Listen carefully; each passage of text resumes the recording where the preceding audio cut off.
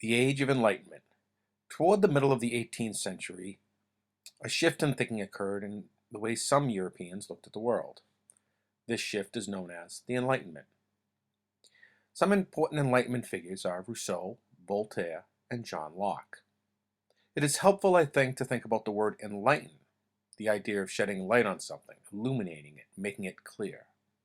The thinkers of the Enlightenment, influenced by the scientific revolutions of the previous century, believed in shedding the light of science and reason on the world, and in order to question traditional ideas and ways of doing things. The scientific revolution gave the impression that the universe behaved according to universal and unchanging laws. Think about Newton. This provided a model for looking rationally on human institutions, as well as nature.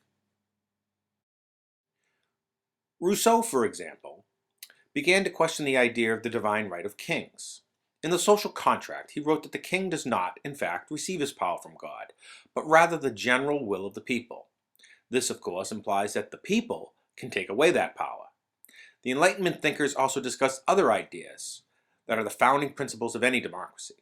The idea of the importance of the individual who can reason for himself, the idea of equality under the law, and the idea of natural rights.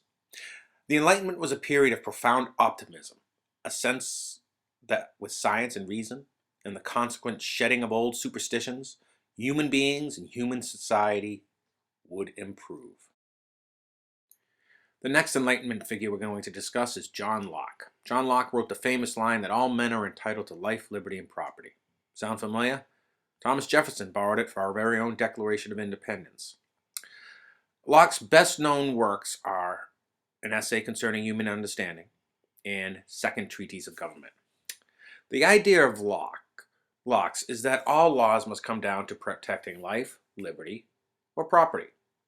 If it doesn't protect one of those three, why should it be a law? Locke was also important in pushing forward the idea of natural rights, that one is born with certain rights. It is not the government's to give, but rather the fact that one is created, one is born with certain rights. Voltaire was a French writer who penned many works, his most famous being Candide. One of the main characters, like many Enlightenment thinkers, believed one could build paradise here on earth using logic and reason.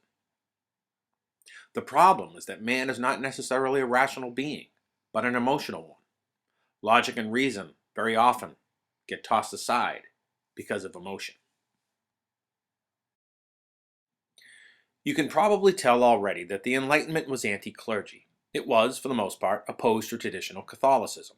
When I say clergy, I mean priests, bishops, cardinals, pope. Instead, the Enlightenment thinkers developed a new way of understanding the universe called deism.